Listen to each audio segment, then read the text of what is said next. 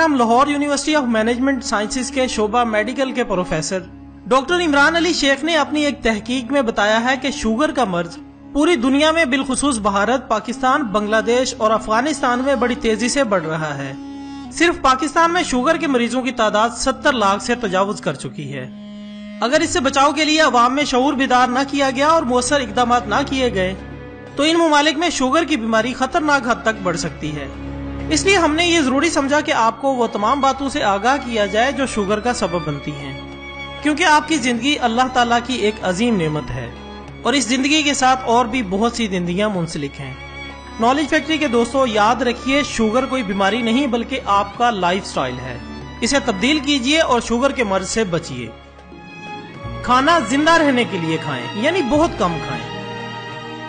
चीनी एक जहर है, हो सके तो गुड़ और शक्कर का इस्तेमाल करें, क्योंकि इसमें केमिकल ना होने के बराबर होते हैं। मीठे का इस्तेमाल कम कीजिए, बल्कि कोशिश करें कि कुदरती मीठा इस्तेमाल करें, जैसे शहद, खजूर और दीगर फ्रूट्स वगैरह।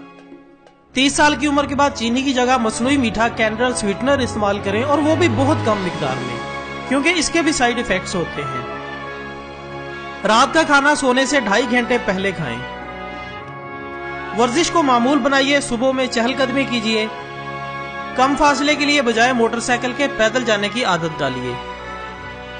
हर मौसमी फल जरूर खाएं। सब्जी सलाद का इस्तेमाल ज्यादा कीजिए। कोल्ड ड्रिंक से मुकम्मल तौर पर परहेज करें। तली हुई चीजें बजाय पेट भरने के सिर्फ जायके के लिए इस्तेमाल करें। चिकनाई से पाक दूध और दही का ज्यादा इस्तेमाल करें। बनास्पति घी और कुकिंग ऑयल को मुकम्मल तौर पर छोड़कर देसी घी या सरसों का तेल इस्तेमाल करें। ये शुगर के अलावा हाई ब्लड प्रेशर, फालज, हार्ट अटैक, यूरिक एसिड, नजला, जुकाम, खांसी और बलगम का गले में गिरना खत्म करता है और कुव्वत मदाफत को मजबूत करता है।